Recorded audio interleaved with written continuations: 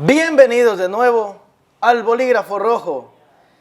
Estamos jueves 17 de junio del 2021, son las 20 horas y 19 minutos. Ustedes saben, este programa es pregrabado.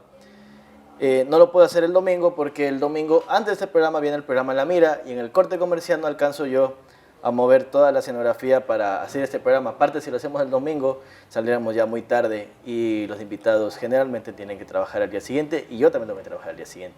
Levantarme temprano para estar en el programa de Buena Salud.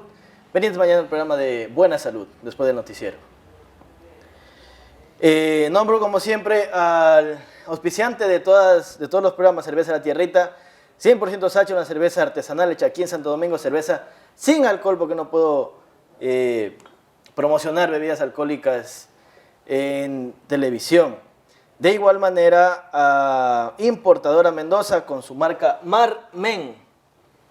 Hoy con una tostadora para ustedes, una tostadora y como siempre también el sartén, gracias a Importadora Mendoza y a su gerente propietario, don Marlon Mendoza. Entonces ustedes van a participar, ustedes quieren ganarse este combo de el sartén y la tostadora, tienen que, fácil, comentar la transmisión de Facebook, poner yo me quiero ganar el combo y entran a participar. Con el invitado, vamos ahora a coger los papelitos de los participantes de la semana anterior y vamos a ver quién se lleva el combo de la semana anterior, que era un sartén, era un galoncito de alcohol con jabón y algo más me parece que había. Ya vamos a ver cuál era el combo que se llevó la semana pasada.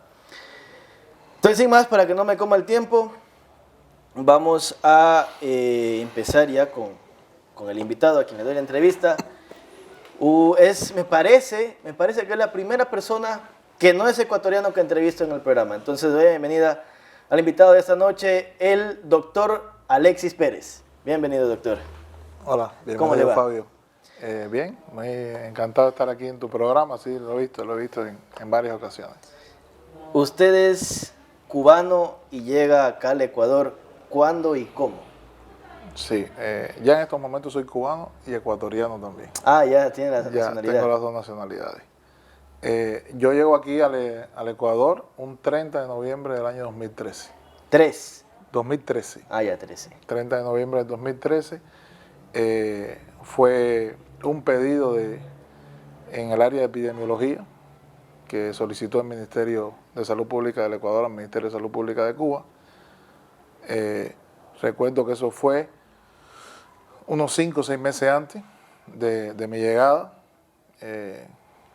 Nos hicieron un examen, 2 exámenes nos hicieron en La Habana, en la Embajada del Ecuador, y participamos varios médicos, escogieron a 15.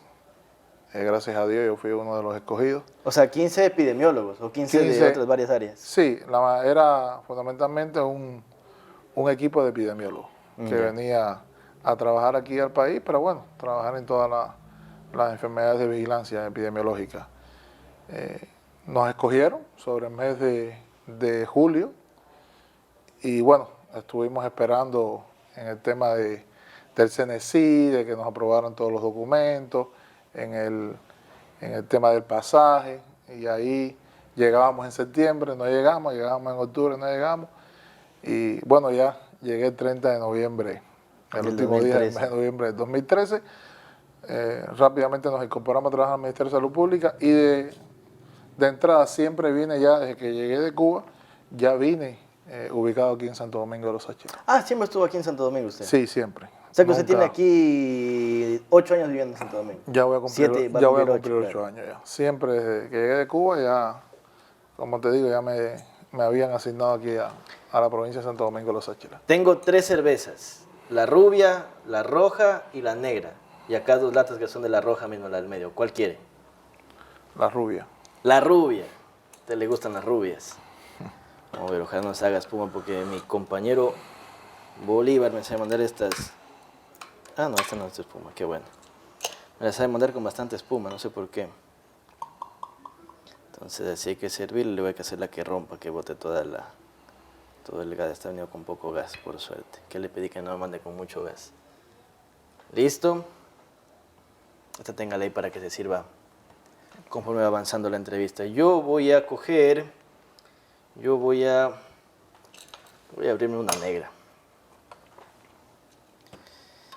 Porque la negra tiene más grados de alcohol, es un poquito más fuerte, entonces vamos a ver si es que se pone más interesante la entrevista cuando el entrevistador empieza ya a preguntar pendejadas.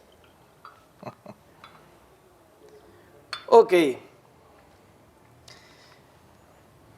¿Cuántos años tiene usted? 49 años. 49.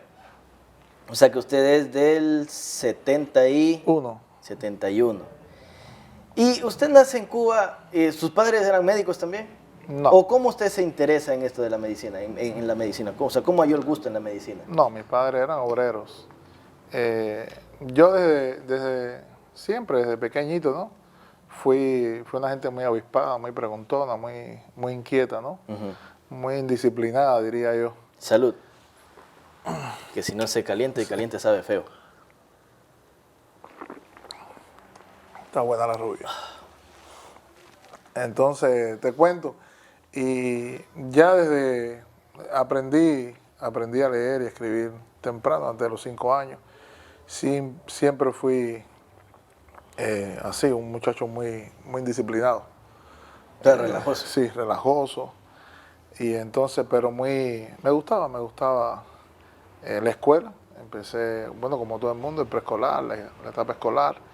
Y a pesar de que era muy inquieto, tenía buenas notas.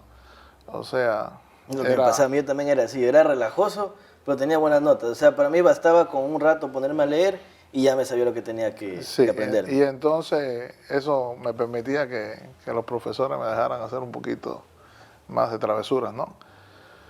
Y siempre tuve buen escalafón, fui avanzando y ya desde cuando estuve en la etapa secundaria, alrededor de los 13, 14 años, participé en círculos de interés de medicina, de enfermería, y ya ahí me fui interesando en la medicina, ya desde los 13, 14 años.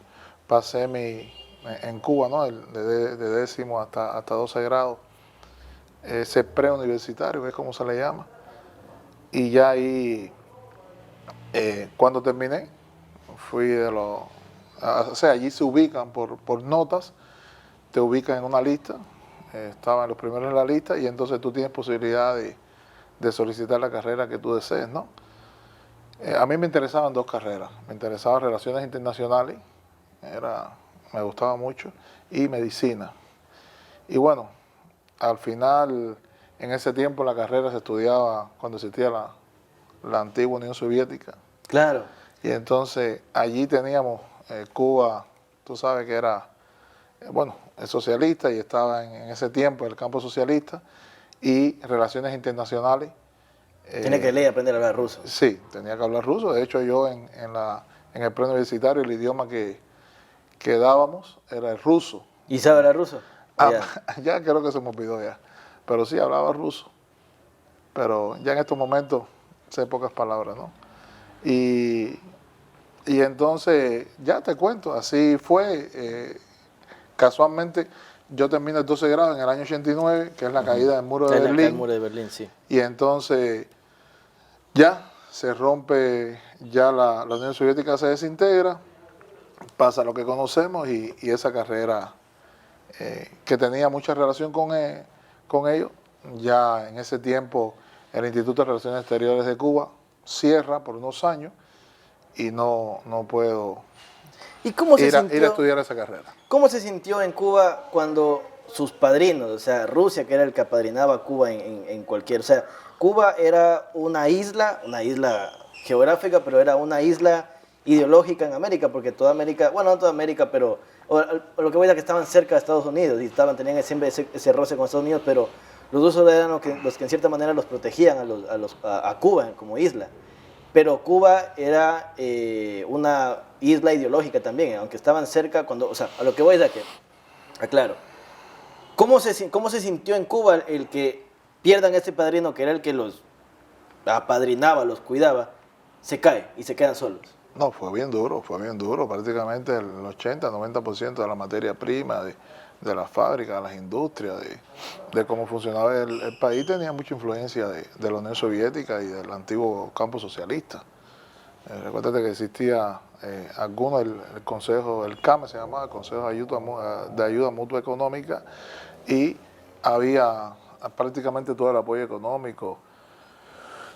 Venía de ese campo socialista.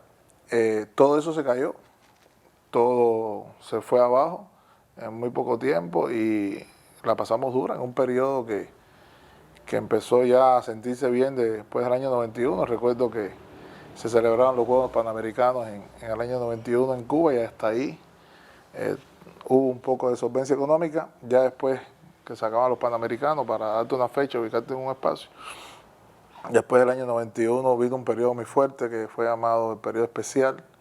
Prácticamente había la parte eléctrica, por decirte algo, eran 8 horas sin luz con energía y 8 horas sin energía, así todos los días.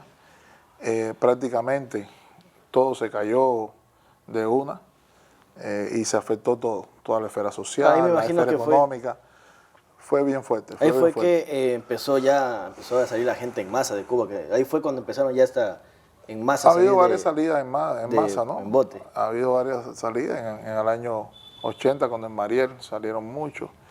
Ya en el año, ya te empieza el periodo especial, ahí yo estudiando la carrera de medicina, porque empecé a estudiar en el año 89. Yo ahí ya tenía 17 años y iba a cumplir 18. Y empiezo a estudiar en ese momento que también se vio afectado la parte de la salud pública.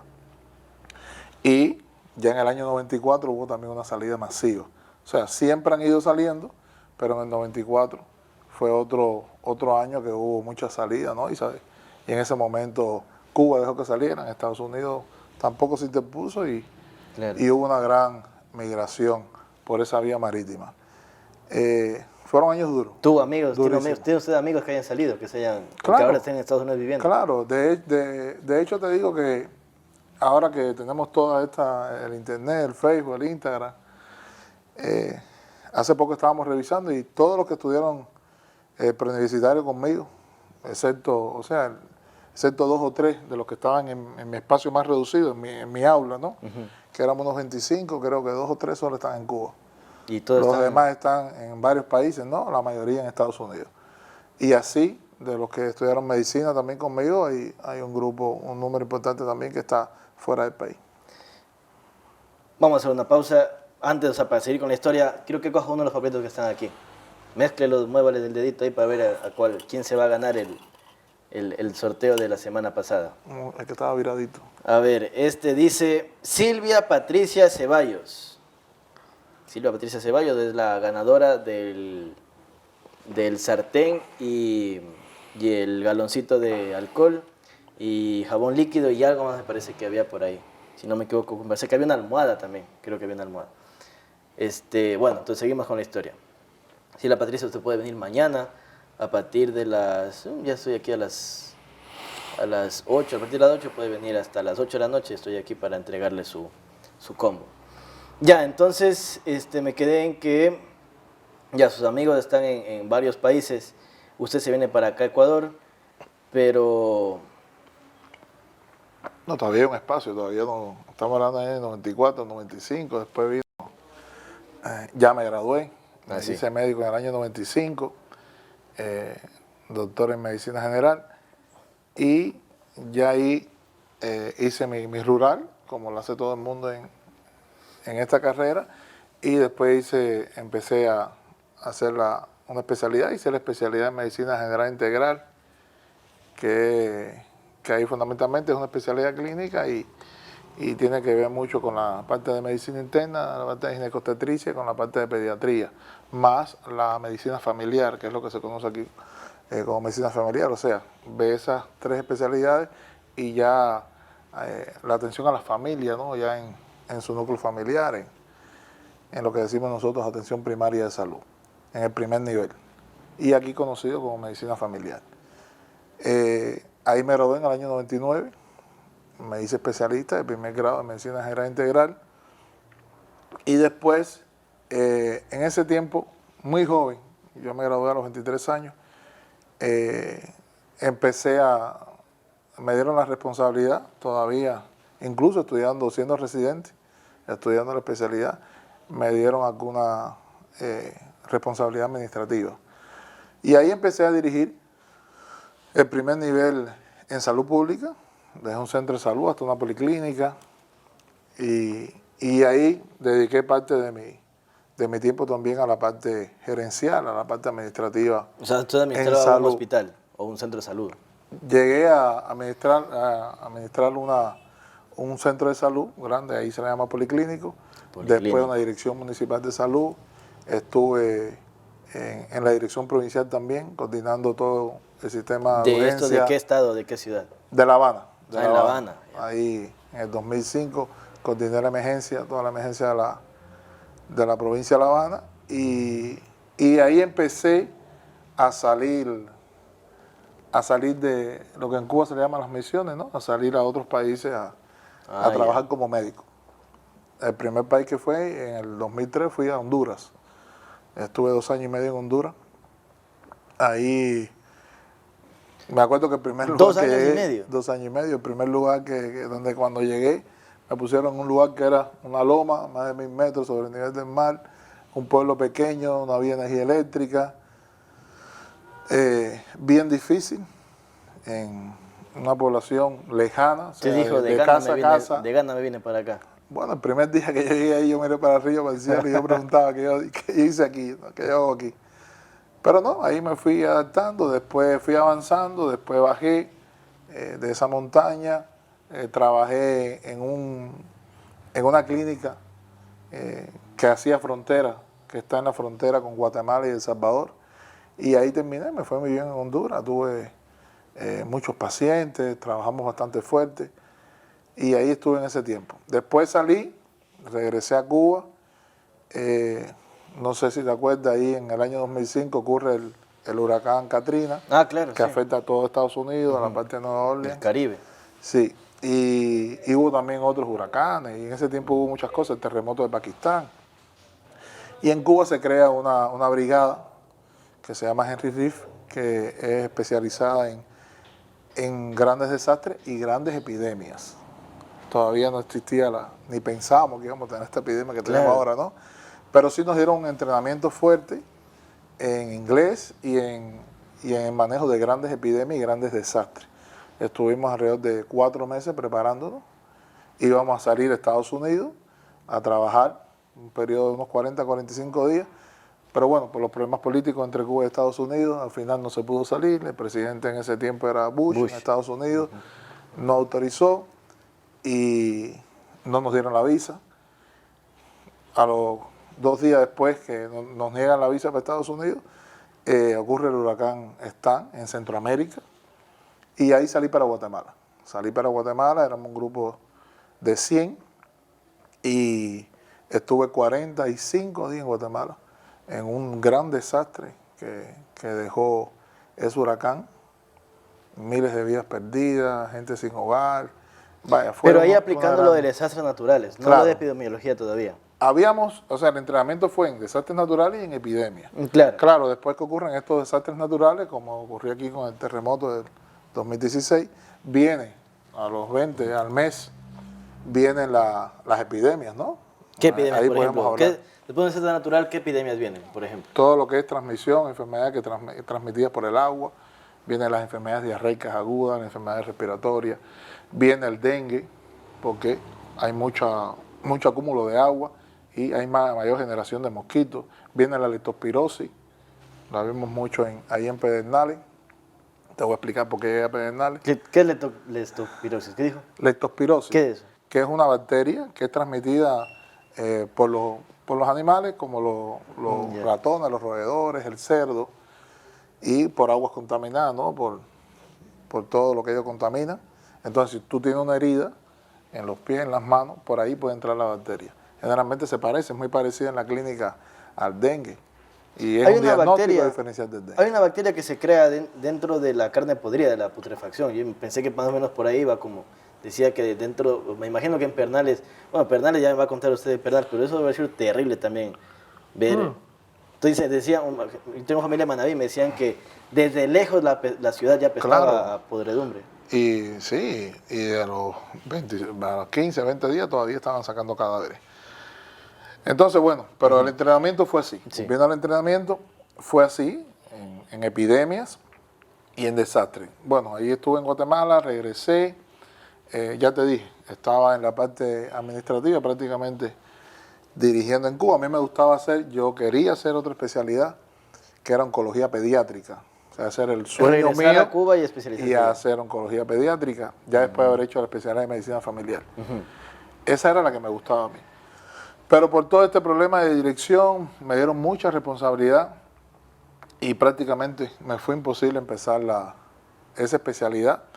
Entonces hice una maestría que fue, en un principio, iba a ser una especialidad en gerencia de salud y también con mucho componente epidemiológico. Después, por problemas en la Universidad de La Habana, problemas docentes, ellos decidieron que eso no iba a ser una especialidad y lo dejaron como una maestría. Que todavía tengo que traerla de Cuba para el registro del CNC, porque cuando llegamos aquí, como te dije, en el 2013, en noviembre, fue muy rápido y prácticamente solo nos legalizaron los títulos, el de médico y el de especialista. Eso está pendiente. Pero la maestría sí la tiene, o sea, sí la hizo, Claro, pero no la convalidó, digamos. Claro, o sea, aquí hay que registrarla en el CNC. Eso, Pero bueno, fue una maestría muy intensa, de casi 2 años, y prácticamente de epidemiología. De ahí, con esos conocimientos que ya yo tenía de esta preparación en grandes epidemias, y con esta maestría, es que yo me presento a ese grupo, ¿no? Que eran en un principio 45 y se quedó en 15, porque nos hicieron examen, nos evaluaron. Y de ahí, bueno, ya yo, aparte que como estaba dirigiendo en salud, estuvimos al frente de muchas epidemias en Cuba, especialmente las epidemias de dengue, las epidemias de influenza y la epidemia del cólera. O sea, por la parte gerencial, yo las dirigí en mi espacio, ¿no? En mi municipio. Fundamentalmente esas 3, dengue, cólera y la influenza. Entonces de ahí fue mi amor por la epidemiología. En julio discuto una tesis de una maestría en salud pública y epidemiología que hice en Perú. Ah, ya. La empecé en mayo del año pasado, en medio Pero de vía online. vía online, en medio de la epidemia. Tuve esa oportunidad y ya terminé todos mis módulos y ya estoy en la tesis trabajando. Pienso en julio discutirla. La maestría se llama Salud Pública y Epidemiología. Sería la segunda maestría. Ahí ya entraría al CNC esas 2. Y para hablarte más de la parte docente mía, estoy en estos momentos haciendo un PhD en Cuba. Ah, ya. Estoy haciendo un PhD en Cuba. Ahora en diciembre voy y ahí voy a seguir trabajando con ese doctorado Pero en va ciencias pedagógicas. Porque se va a quedar en Cuba. No. Ah. Voy a ver tengo 2 hijos en Cuba y de paso voy a adelantar un poco porque es semipresencial el PhD y entonces voy a adelantar un poco, ¿no? Ya hace 2 años adelanté algunos módulos, pero con el tema de la epidemia, hace 2 años que no viajo a Cuba y se me ha atrasado un poco. Esa es la parte docente. Entonces, de ahí llegamos, bueno, pasó todo ese tiempo y llegó el 2012, 2013, ya te conté todo lo que iba para Brasil. Me recuerdo que fue cuando Brasil en el 2013, sobre febrero de 2013, aprobó una brigada médica cubana, nos preparamos. Ahí también hablé un poco portugués, ya te dije, hablé un poco ruso, un poco portugués, un poco inglés. Y nos preparamos, vino el Ministerio de Salud Pública de Brasil, vinieron profesores Lula, de allá. Lula estaba ahí en Brasil, ¿no? Dilma, cuando eso estaba Dilma. Y sí, Lula y Dilma en todo ese tiempo.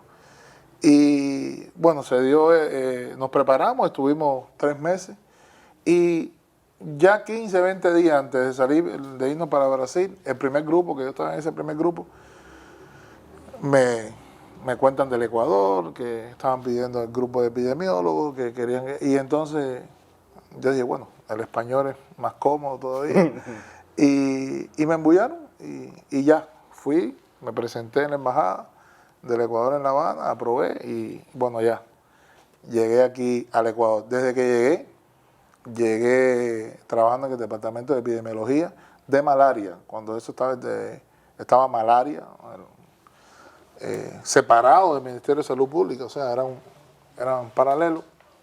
O sea, era como que el comisión de malaria o qué. Sí, El departamento de malaria. sí, la dirección de malaria. Dirección de malaria. Fundamentalmente se encarga o se encargaba en ese tiempo de todas las enfermedades vectoriales transmitidas por vectores, el dengue, el paludismo, ¿Cuál es la diferencia entre la leishmaniasis y todo eso. Y paludismo? ¿Cuál es la diferencia entre el malaria, dengue y paludismo?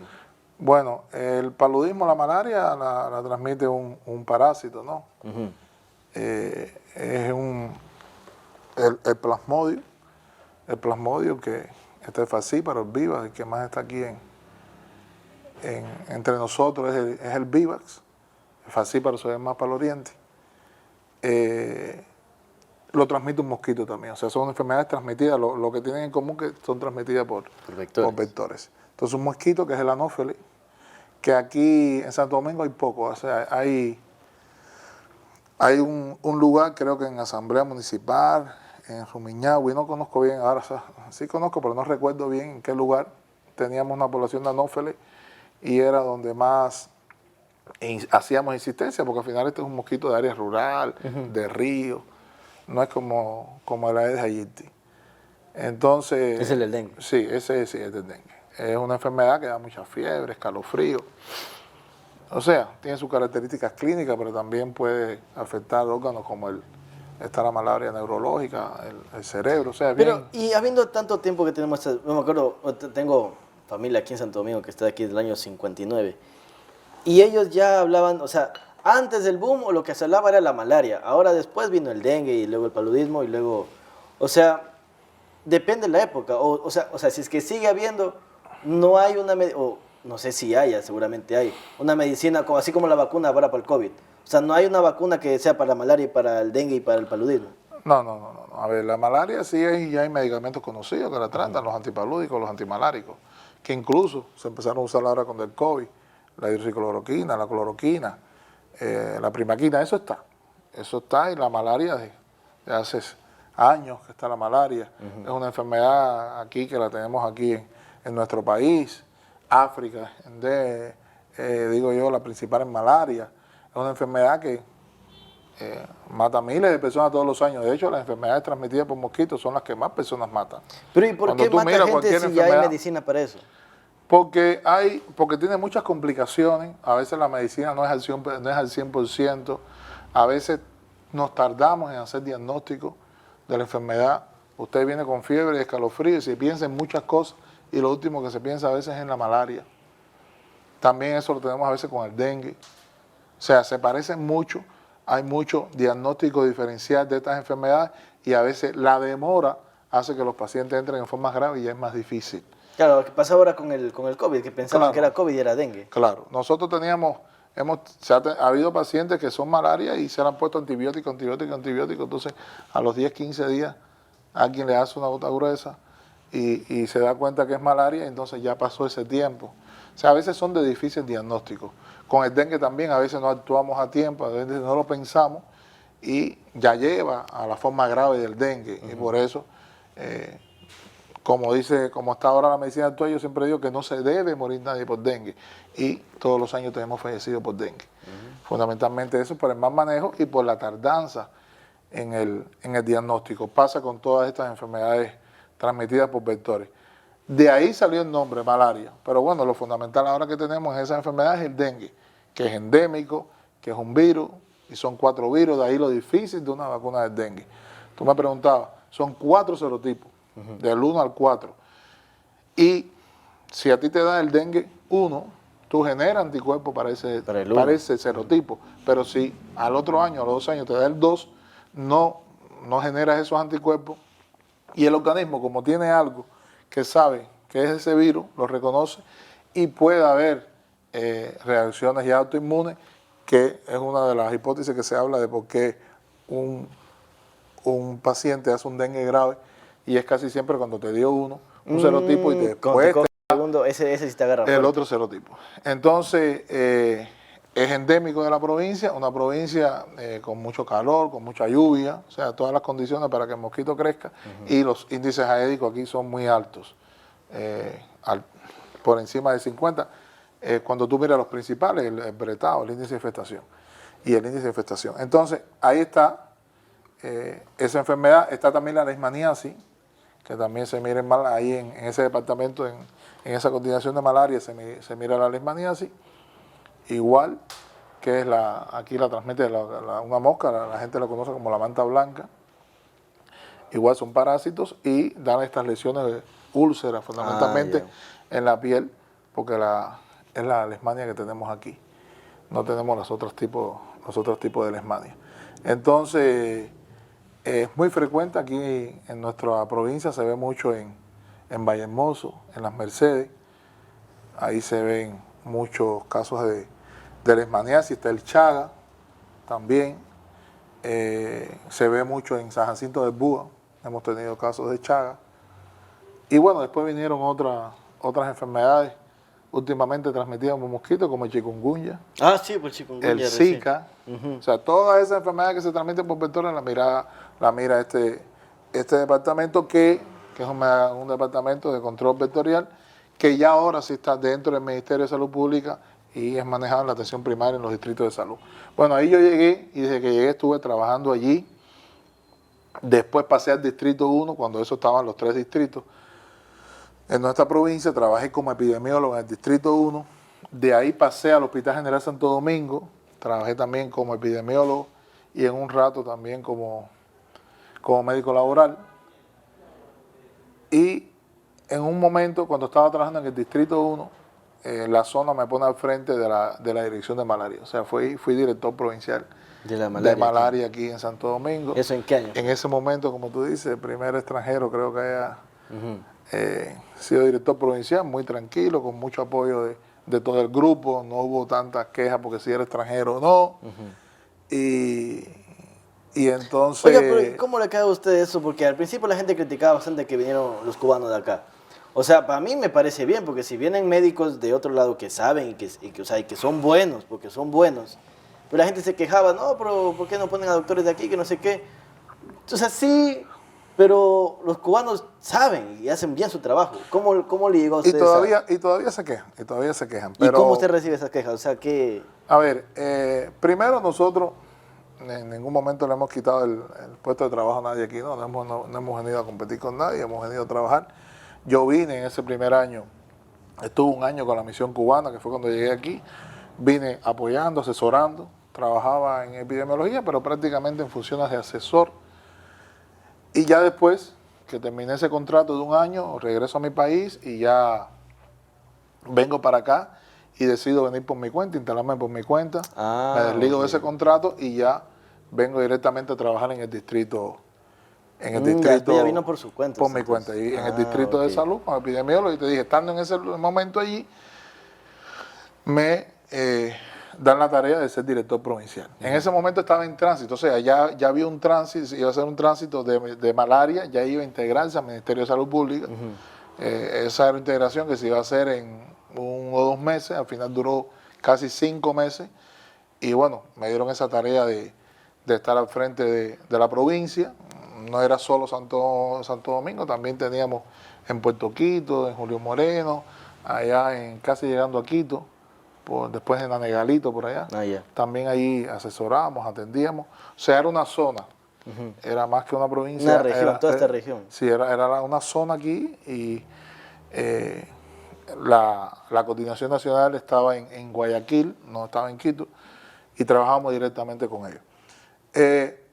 Me preguntas de la acogida, siempre fue buena. O sea, yo trabajé con un grupo de muchachos muy jóvenes y otros no tan jóvenes, pero con una calidad humana y una técnica en el trabajo de doctores. ¿Cubano o de ecuatoriano? No, ecuatoriano. Yo, cuando llegué aquí, me encontré todos esos muchachos. Me pude dar cuenta de la calidad técnica que tienen.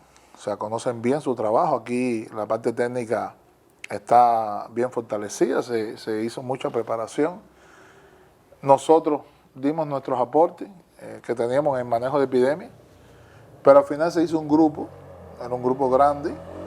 En ese momento eran más de 200 personas los que yo estaba dirigiendo, y de verdad te digo que es un personal bien capacitado. Es una lástima que en estos momentos la parte que se dedica a la lucha contra vectores, porque esto sigue y va a seguir toda la vida.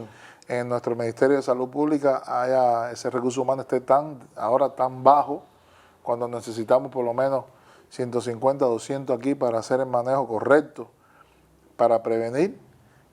Prácticamente no quedan ni 50. Hay muchos que están bien preparados. Me parece que hubo un tiempo que los retiraron a todos, ¿no? Sí, por ejemplo, 2017, 2016 los retiraron a todos. Sí, dejaron muy poco, muy poco. Yo te digo, aquí hay mucha preparación, hay mucha, la parte entomológica, que es el que maneja ya el vector, el que trabaja directamente con el mosquito y con todos los demás vectores, están bien preparados en el laboratorio entomológico. Aquí hay un grupo de muchachos, 7 o 8 que son muy buenos, y prácticamente 1 o 2 están trabajando. De los que conocen de lucha antivectorial, prácticamente deben estar trabajando de ese grupo conmigo, unos 20, 30, los demás están en su casa, y sería muy bueno recuperar ese personal, ahora que se está hablando de fortalecer la salud pública, ahora que se está hablando de más empleo, sería muy bueno que el personal de lucha antivectorial se recupere hasta los números que tuvimos en ese año 2012, 2013.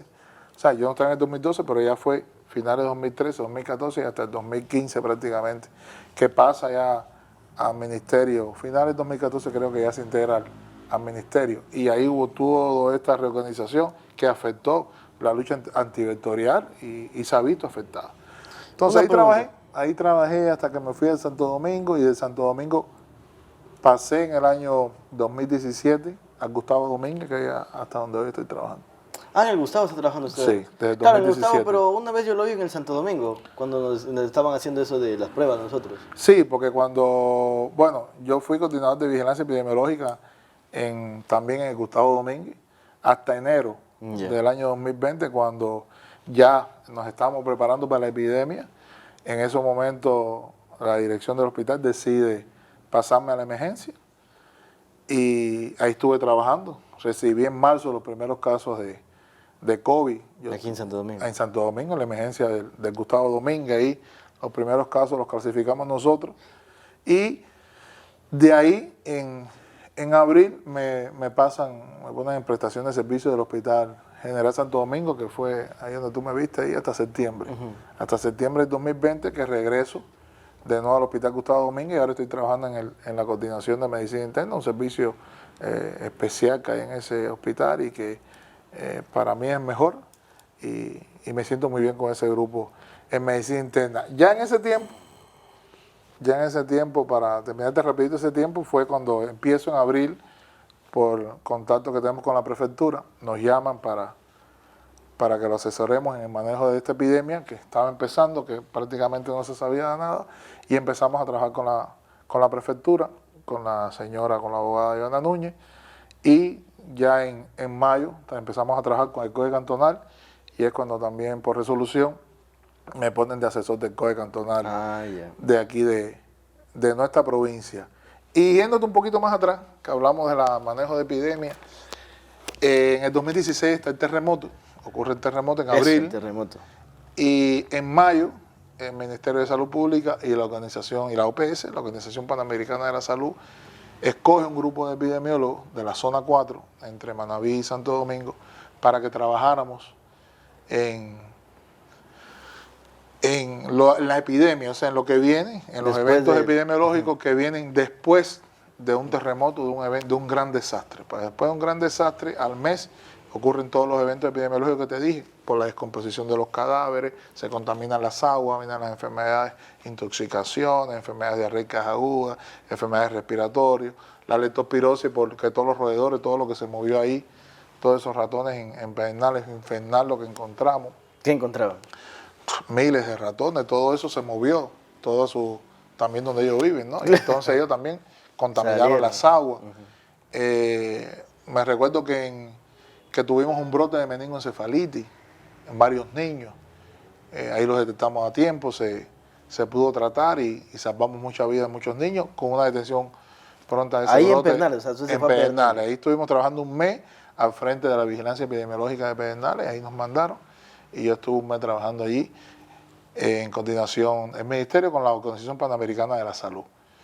allí todo lo que encontramos, hubo un brote en las Fuerzas Armadas, en campamentos de las Fuerzas Armadas, hubo un brote de varicela, que también lo detectamos a tiempo, pero imagínate, las Fuerzas Armadas era lo que estaban dando todo el apoyo logístico, es un gran apoyo que dieron allí en construir todos los albergues, ¿no? Donde estaban todos los damnificados, todos los que sufrieron, que perdieron sus casas, estaban albergados, y todo eso fue montado por las Fuerzas Armadas. Imagínate, hubo un brote de varicela, si nosotros no llegábamos a tiempo, no estuvieran los epidemiólogos, esa fuerza se podía haber caído y se hubiese afectado el tratamiento y todo lo que ellos hicieron, muy bien hecho con el manejo de los damnificados.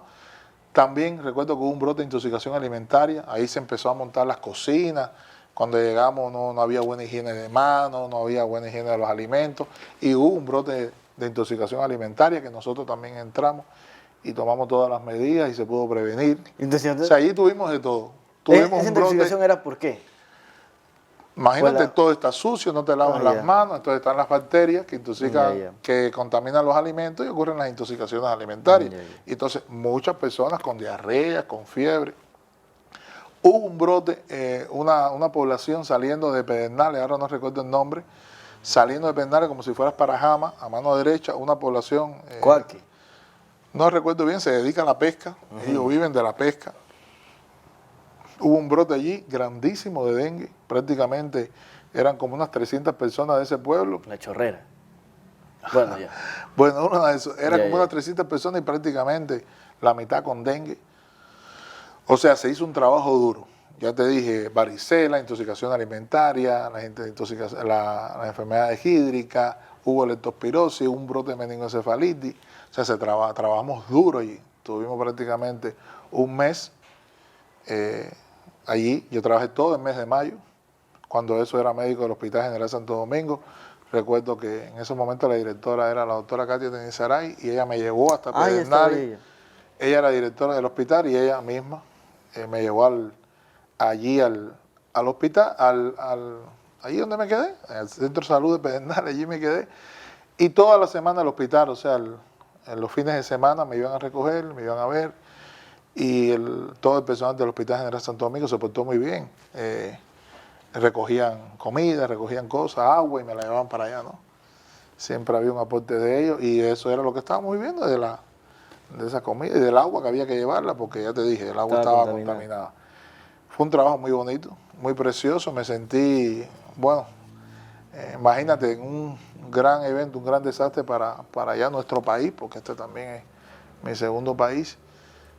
Yo ser partícipe de eso allí, de salvar vidas, me sentí un ecuatoriano más y tuve muchas experiencias muy bonitas, trabajando con todo el grupo de riesgo y epidemiología y todo el personal que trabajó fuerte allí en mayo de 2016, un mes después del ¿Pero qué fue lo peor que había allá en Pedernales? No, imagínate, allí cuando llegamos prácticamente no había casa en pie. Prácticamente toda la familia habían perdido un integrante de la familia. Todavía se estaban sacando cadáveres en descomposición. Tú veías cómo venían todos los enfermos por todo este tipo de enfermedades. Gangrena bastante también ha de haber ido. Puede ser, yo no vi. En ese momento era más la parte de esta infecto contagiosa del momento. Veíamos que la recuperación iba a ser muy, muy lenta, muy difícil. Las personas lo habían perdido casi todo. O sea, fue una gran experiencia. Fue un gran desastre, desafortunadamente, que ocurrió aquí en el Ecuador. ¿A usted dónde le agarró el terremoto? ¿Dónde estaba? Yo estaba aquí en Santo Domingo. Aquí también se sacudió bastante. En Santo Domingo, sí. Yo estaba aquí. Bueno, entonces historia que te conté, después te cuento algo más personal, ¿no? Yo me casé con una santodomingueña, ¿no? Ah, ¿te casó con una santodomingueña? Sí. Yo vine en el 30 de noviembre y ya el 6 de enero, el 2 de enero. Ya, ¿qué? O sea, ¿Se enamoró? Poquito tiempo, ¿no? Ya la conocí. El 2 de enero la conocí. ¿También es doctora? ¿También trabaja en el...? Es abogada. El 2 de enero la conocí. Ahí hice para que me la presentara, porque no me la querían presentar. Pero ahí. ¿Pero la conoció qué? ¿En el hospital? O sea, ¿en dónde la conoció? No, ahí en malaria. Yo era el epidemiólogo de malaria y uno de los que trabajaba con nosotros. En ese momento ella estaba en la Unidad estudiando. O sea, era estudiante de la Unidad. Y, pues tú eres y ellos se peladita, o sea, conocían. es más joven que usted. No, mucho no, más no, joven. no, tiene mi edad, pero una mujer luchadora, emprendedora, sí, Yeah. que, que sí, yo estoy muy contento, ¿no? Por ¿Y tenerla a tiene ella hijos como con mi ella? pareja. Eh, Ella salió embarazada, ese niño no lo pudimos tener y Oh. bueno, una niñita, la hija de ella, que hoy en mayo cumplió 15 años, Ujú. yo la conocí de 7 años y prácticamente, bueno, la considero también como mi hija, la hemos criado juntos y ahí estoy, me siento muy bien ahí. Entonces la conocí allí, el muchacho que trabajaba con nosotros, Salud por ese romance el aquí en Santo muchacho Domingo. que trabajaba con nosotros le dije que me la presentara porque él también estaba estudiando Derecho. Y así la conocí, se me escondió un poco, pero bueno, al final la conocí. El 1 de enero fue y bueno, ya empezamos a salir, nos conocimos, bueno. ¿Y se casaron en qué tiempo? Y nos casamos al año. Al año de Al haberse año nos conocido. casamos. Fuimos a Cuba y nos casamos en el Ecuador, porque nos casamos en la embajada del Ecuador en La Habana. O sea, En en territorio territorio ecuatoriano. ecuatoriano. Claro. Y de ahí ya estábamos viviendo juntos y de ahí me cogió el terremoto, ya que me hiciste esa pregunta, Ujú. en la casa aquí en Santo Domingo. Ahí fue donde pasé el terremoto, por suerte no nos pasó nada. Y ya, hemos seguido avanzando, vamos a cumplir 6 años ya de relación. Una pregunta. Yo de algo sé de... Porque en la universidad tenía una profesora que era cubana también. Y también ya de unos... Bueno, ella era un poquito mayor, de unos 50 y pico de años.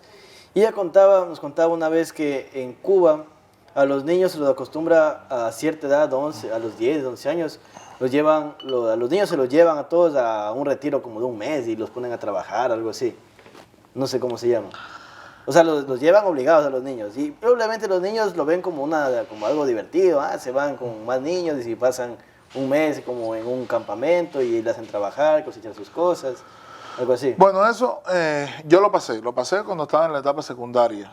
¿Cómo se llama Y eso? ¿Cómo le también llaman eso? en la etapa preuniversitaria es escuela al campo, se Escuela llama al escuela al campo. O sea, en todo el curso que tú tienes, en el curso lectivo, en el tiempo que dura el curso escolar, que son 10 meses, del año son 10 meses, en ese tiempo tú pasas un tiempo que se llama escuela al campo, que es de 45 días. En el tiempo mío fue de 45 días y ahora ya no se está haciendo, pero después más adelante era un mes el tiempo, pero en el tiempo mío fueron 45 días.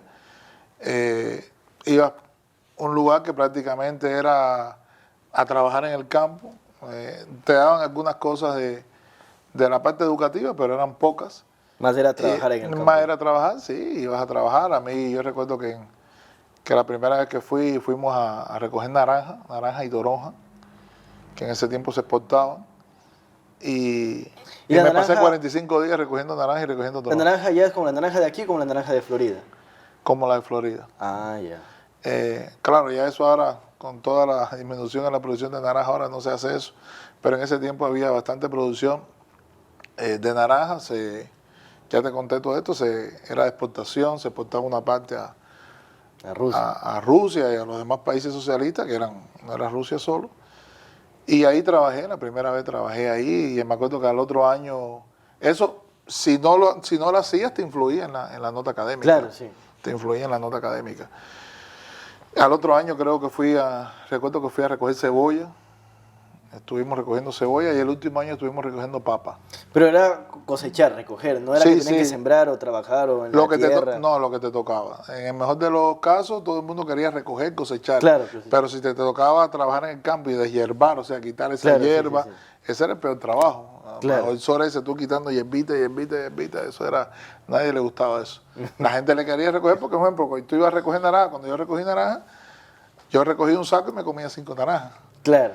Y así la pasábamos mejor, pero ya en el tiempo de deshiervar y de ya trabajar la tierra, eso era bien difícil. ¿Y cómo es allá una salida con los amigos? O sea, de ley es ron allá. Cerveza debe haber también, pero ron debe ser para arriba y para abajo. Hay ron y hay cerveza. Hay ron y cerveza. Es más fácil. A mí me gusta la cerveza. Yeah. Pero bueno, tomar ron es más económico. Claro, y a veces y más decimos efectivo, más comprar rápido. ron, el ron cubano es bastante bueno. Claro, ron cubano. Y entonces sí, sales con los amigos igual que aquí parecido, vas a la discoteca, bailar, tomar. Cuando éramos más jóvenes estaba el vicio también del cigarro, yo por suerte nunca Los habanos, están los el tabaco. habanos, sí, el tabaco, y como todo adolescente, ¿no? Quería... Pero nunca probó usted el tabaco, nunca le No, gustó no, fumar. a mí nunca me gustó, ese vicio, eso yo nunca lo ¿Qué tuve. opina usted de la legalización de la marihuana? Para la parte medicinal, en este tema medicinal lo veo bien. Lo veo bien porque está demostrado que alivia muchos dolores, puede curar algunas enfermedades, es un tratamiento más. Cuando tú miras otros medicamentos que tú utilizas, nosotros utilizamos otras drogas también, que a veces son más fuertes para los pacientes y están aprobadas. Entonces la marihuana en su beneficio, yo lo veo bien. Como En uso esa medicinal, parte, como no uso recreativamente. como uso medicinal. Como en Bolivia, te cuento, estuve en Bolivia también, después que vine de Honduras en ese año 2005, después que vine de Guatemala, estuve 2 meses en Cuba y me fui para Bolivia, trabajé 2 años en Bolivia, prácticamente hasta el 2008, a principios del 2008, desde finales del 2005, y ahí está la coca, la hoja de coca, y yo vi todo, en el pueblo donde yo trabajaba como médico, vimos toda la producción de la coca, ¿no? De la hoja de coca. Y tiene muchos usos medicinales. Y se usa mucho en té, en caramelo, en Y la hoja de coca, o algunas sea, el bebidas. caramelo lo pone a uno hiperactivo, me imagino. Claro, te pone hiperactivo. Tú, ahí en un ejemplo, cuando tú llegabas a La Paz, al Alto, a las ciudades esas que son bien altas y que hace mucho frío, ahí estuvimos días en temperatura bajo cero, te da mucho dolor de cabeza y tienes que estar tomando paracetamol, té de coca, o sea, el té de coca ahí se toma mucho y te alivia ese dolor de cabeza y te pone activo prácticamente. Puedes pasar una madrugada tranquilo y no te lo sientes. Pero bueno, ya no la cocaína, ¿no? Pero ya como la hoja de la coca, que tiene muchas propiedades medicinales, y ahí en Bolivia se la hoja usa de mucho. coca me imagino que debe ser igual que la marihuana. O sea, la marihuana lo que sé es que tiene un químico que es el THC, THC. La hoja de Y coca, hay otro químico que es lo medicinal. la hoja, sí, la hoja de coca es pequeñita, la plantica es bien pequeña, así pequeñita. Lo bueno que tiene que florece en el año 4 veces. O sea, tú vienes, recoges todas esas hojitas y a los 3 meses está llenita de nuevo. Puede llover todo el año, puede no llover y ella sigue ahí, o sea, está intacta. No tienes que regarle químicos ni nada. Solita O sea, crece. solita crece, donde quiera que tú la pongas, ella crece. Y esa parte medicinal que fue la que yo vi es muy buena. Es muy buena. Ya bueno, ya lo otro, no, pero esa parte medicinal incluso se usa mucho en Bolivia. Se usa mucho en Bolivia los té de coca, los caramelos de coca, y ellos tienen algunos extractos de bebidas a base de coca. Como energizantes. Sí, lo utilizan mucho allá, todo ese grupo que trabaja y más que sale mucho por la madrugada, ¿no? Otro tema, y que yo el otro día me enteraba por una amiga que es cubana, que en Cuba es legal el aborto. ¿Usted qué opina de la legalización del aborto? Bueno, tú sabes que eso es un problema bien complejo, y más en los países de Centroamérica, en los países de Sudamérica, que son países muy católicos, ¿no? El tema del aborto en Cuba sí está autorizado, es legal el aborto. Yo, en el tema de casos de violaciones, cuando es en contra de la voluntad de las mujeres, yo sí pienso que haya que abortarlo, porque si no, lo que hacemos es irnos por la parte ilegal. Muchas mujeres sufren muchas negligencias porque no las ve un médico. Claro, se van a hospitales clandestinos que Claro, son una cocina nomás. y entonces son una cocina y entonces está todas estas infecciones que prácticamente la mayoría de las que abortan en estos lugares fallecen. Entonces es bien complejo, o sea, manejar el aborto de forma ilegal, porque se siguen abortando aquí se aborta ilegal, Claro. Y entonces lo que trae es muchas muertes, y en especial en muchachitas, ¿no? Adolescentes, jóvenes, que vemos que nos llegan a veces con una gran sepsis, una gran infección, y mueren por esta causa. Si tú lo haces legal en los casos que lo llevaría, una malformación congénita, una violación, algunas cosas específicas, y lo haces legal, lo va a hacer un médico preparado, con la técnica adecuada, en un lugar, en un hospital, y entonces vas a evitar muertes. O sea, no legalizar estos abortos, también somos asesinos de mujeres, pienso yo. Entonces, por esa parte, sí autorizo el aborto. Ya en otras condiciones no, ¿Qué de cierto hay que aquí en Santo Domingo, cuando empezó esto de la pandemia, venían aquí a Santo Domingo pacientes de Guayaquil? Cuando empezó la pandemia. Sí. ¿Venían pacientes de Guayaquil acá? Sí, venían pacientes Porque de Guayaquil. el gobernador salió, entonces el gobernador decía, no, que es mentira, que eso es... O sea, que es mentira, que no se alarmen, que... Más bien de aquí estamos mandando gente a Guayaquil. O sea, sí vinieron pacientes de Guayaquil acá. Sí vinieron, pero al final es el Ecuador. Claro, la claro constitución, que sí. y la constitución de nosotros es bien clara. Y la salud es la salud pública, la salud es un derecho. Está en la constitución. Y en cualquier lugar del Ecuador tú te puedes atender.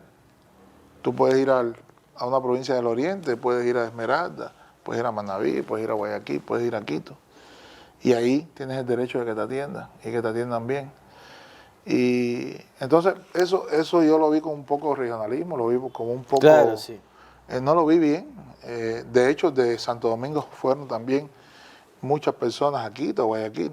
El alcalde estuvo en Guayaquil. Al final somos ecuatorianos, y si había disponibilidad, ¿Por qué no? había que atenderlo y había que salvarle la vida.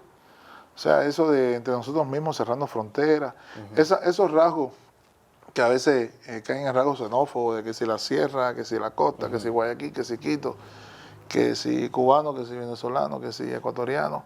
Al final somos la raza humana. Al final lo que tenemos que generar entre nosotros es la amistad, la camaradería, el llevarnos bien, el generar paz, en ayudarnos, en apoyarnos. Entonces, cuando todos esos valores que deben nacer desde la familia, desde que uno nace, nuestra familia, nuestros padres nos lo tienen que inculcar, cuando todo eso pase, entonces vamos a tener menos delincuencia, vamos a tener menos droga, vamos a tener menos asesinatos, vamos a tener menos inseguridad, porque vamos a vivir en un ambiente de paz, de armonía, de tranquilidad. Y eso parte de que como ser humano tú y yo nos llevemos bien. A que haya diferencia, tiene que haber diferencia. Yo pienso incluso que las diferencias generan desarrollo, las contradicciones generan desarrollo, y es bueno que no pensemos igual. Porque si todos pensamos igual, nunca vamos a tener más campo, más visión. Pero si hay diferencia, pero en esa paz, en esa cordura, en esa democracia, en eso cada cual defiende sus ideas con la emoción que le quiera poner, pero con el respeto, yo creo que vamos a ser mejores seres humanos. Yo creo que vamos a poder estar mejor en la casa, mejor económicamente, mejor con más salud. ¿Qué es lo que hablábamos si lo llevamos un poco a esta epidemia, que siempre hemos pedido en la responsabilidad individual, colectiva, en trabajar juntos, en todo el mundo aportar su granito de arena, en todo esto que vino con la política, que si eres de izquierda, eres de centro, que si eres de derecha, cada cual tiene derecho de ver el mundo y de entender las cosas como mejor lo vea. Pero yo pienso que la base en nuestra sociedad, ¿no?, tiene que ser la paz, la armonía, la felicidad, el llevarnos bien, el diálogo, la amistad. Si eso lo fortalecemos, ya te digo, todas estas tasas de delincuencia, de inseguridad, de robo, de asesinatos, va a caer, vamos a ser más saludables, van a haber menos epidemias, va a haber menos corrupción, van a haber líderes de países más honestos cuando esto ocurra. Y cierto que esta misma amiga cubana me decía que en Cuba casi no hay delincuencia. Sí la hay también. Sí la hay también. Sí la hay también. Cuba no es, en Cuba hay delincuencia y tiene muchas cosas también que nosotros no lo vemos bien, como en todos los lugares. Hay cosas buenas, cosas malas. También hay delincuencia, lo que a veces no le da la misma comunicación que se la da en otros lugares. también a veces es una prensa más, como digo yo, amarilla, refleja más esas cosas que otras en otros países. Pero lo hay también. A veces si tú lo comparas en números y eso, puede ser que haya menos, porque allí no hay la cantidad de armas, por ejemplo, de armas de fuego que hay aquí, que cualquiera, como en Estados Unidos, que se venden las armas de fuego, que aquí a lo mejor hay quien tiene, allí es más controlado, hay quien las tiene, pero en eso tienen un poco más control y claro, que esa puede ser una también de las causas. ¿Usted ya está vacunado? Ya estoy vacunado. ¿Con qué se vacunó usted? Yo me coloqué la vacuna Pfizer. Ya. Fue la que vino Salud, vamos a hablar ahorita en ese momento. de vacunas y con eso vamos a cerrar el programa.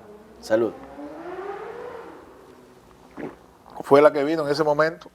En marzo me vacuné en los primeros grupos que se vacunaron de personal médico de alto riesgo, porque bueno, yo he estado trabajando en la epidemia, actualmente trabajo directamente en la sala COVID, en hospitalización del Hospital Gustavo Domínguez. O sea que usted ahorita ya entra a la sala COVID así, ya sin mascarilla y toca todo. Bueno, hay que seguir todavía cuidándose, ¿no? Así no, pero no como antes. No como antes, pero sí con las dobles mascarillas, con las 2 mascarillas. Mantenemos la distancia, nos cuidamos, ¿no? Hay algunas medidas de seguridad que todavía no se pueden violar. Pero sí me vacuné, me puse la Pfizer, las 2 dosis.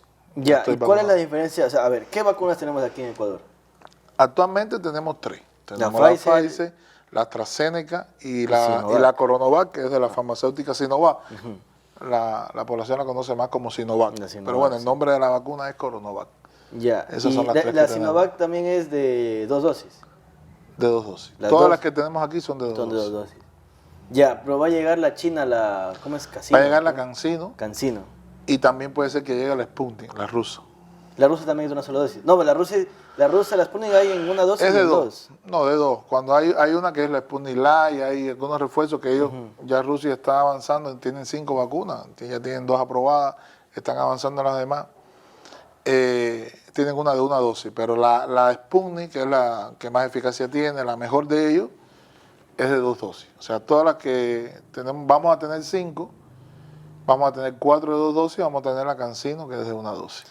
¿Y no va a venir la Johnson acá? ¿O la Moderna? No creo que vengan esas vacunas están prácticamente donde más se ponen en Estados Unidos. No, porque dijo este presidente Biden que iba a donar 1 millón acá. Si es que dona, iban a hacer esas Johnson. Ya, ahora otra cosa. ¿Qué diferencia hay entre vacuna y vacuna? O sea, obviamente lo que más o menos se sabe, o sé yo por lo menos, es que la Pfizer trabaja con el ARN mensajero. Sí. Y la otra, la AstraZeneca, es como una vacuna que le inyectan un poco del virus, como una parte del virus dormido. No, ninguna inyecta el virus. A ver, el virus no se inyecta. La Pfizer es ARN mensajero, una tecnología nueva que se estaba probando ya en virus anteriores, que había un avance en la creación de vacunas con ARN mensajero que va a ser el futuro de la vacunación. Ahí próximamente estaremos escuchando en los próximos años de la vacuna contra el SIDA, VIH-Sida, que va a ser de ARN mensajero. Bueno. Tal vez pueda aparecer una vacuna contra el dengue, contra ya Quintero, los 4 serotipos. Puede ser de ARN mensajero. Pero esa vacuna prácticamente lo que te inyecta, o sea, llega el ARN mensajero a la célula, no entra nunca al núcleo, allá afuera, al citoplasma, y hace que tu organismo genere la proteína S, la proteína SCAI, esa que tiene el virus. Sí. Y a partir de esa generación de la proteína, entonces genera los anticuerpos. Así prácticamente la AstraZeneca y la Sputnik y la Cancino, que son de vectores virales. O sea, son otros virus que son como un vehículo, generalmente aquí son adenovirus, que van a llevar igual. Aquí es el ARN mensajero, aquí va a ser el otro virus, el adenovirus, no va a ser nunca el SARS-CoV-2. Va a llevar, como un carrito, va a llevar igual la indicación a la célula para que produzca esta proteína y genere de ahí los anticuerpos. Y la Coronavac, la Sinovac, que es la otra que tenemos, o sea, tenemos una de ARN mensajero, la Pfizer, vamos a tener la Sputnik, que es igual que la AstraZeneca. La AstraZeneca y la Cancino de vectores virales, y vamos a tener, y ya la Coronavac que la tenemos, que es de virus inactivo. O sea, el virus se inactiva sin capacidad para que él haga infección, y se entra y a partir de ahí hay generación también de anticuerpos. Es la tecnología que más se conoce, más ¿no? común, Desde el claro. año 50, Sí, sí, sí. 60, cuando Claro. se trabajaba Yo con pensé muchos que esa virus era la inactivos. AstraZeneca, que la AstraZeneca era el virus No, es de vector inactivo. viral. O sea, es otro Ah, virus ya, ya. que es como el vehículo y lleva y Ya, hace que se produzca esa proteína en la célula y de ahí se genera anticuerpos. Y el ARN mensajero hace también esa función. O sea, pero todas las vacunas son buenas. Nosotros hablábamos el otro día, en una radio me preguntaban cuál es el riesgo de vacunarme y de no vacunarme. O sea, entonces yo decía, si no me vacuno, lo peor que me pueda pasar es que me muera. Claro. Porque hay que tener claro una cosa, el que no se vacune se va a contagiar.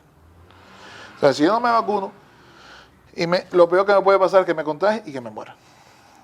Lo otro es que vaya a una unidad de cuidados intensivos, hospitalización, requiere oxígeno y salga de ahí. Entubado. Sí, intubado, algunos con traqueostomía, salen con todas las complicaciones de una terapia.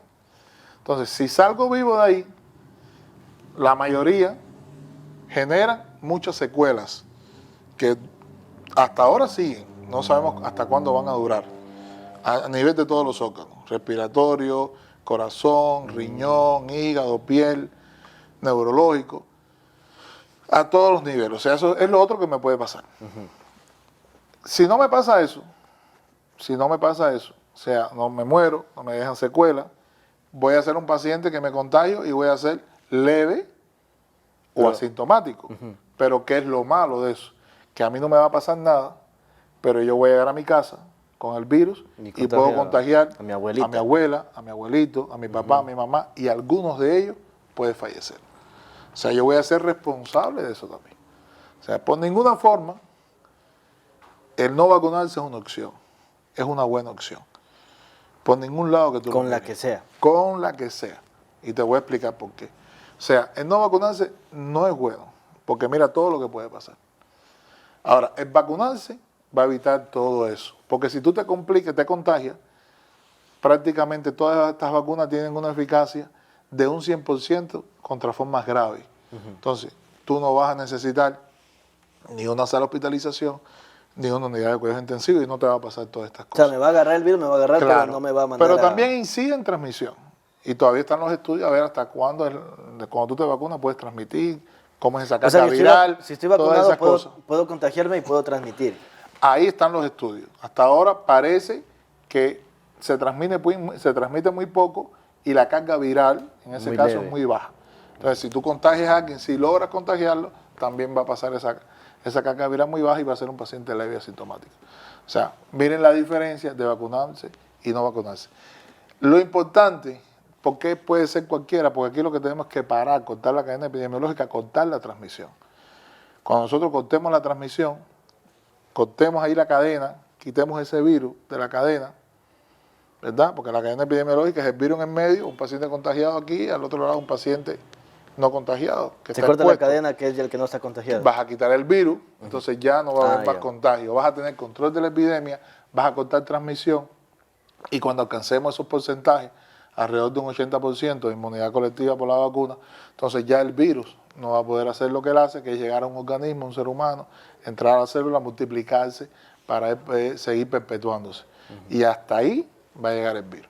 Entonces, si nosotros, por eso yo siempre digo que hay que vacunarse rápido, hay que traer 5, si puedo traer 8 vacunas que estén autorizadas mejor, porque aquí lo que hay que lograr ya en 50, 60 días acabar de vacunar a toda esa, hacer una vacunación masiva y lograr esos porcentajes de vacunación. Porque cuando hagamos eso, cortamos transmisión y hay control de la epidemia. Y ya se va a acabar. Va a quedar, si hay, lo que parece es que va a quedar, que va a haber una endemia, así como va a quedar endémico, como el dengue aquí, pero ya lo podemos controlar, se dará pequeños brotes que nos va a dar tiempo controlarlo y vamos a tener espacio.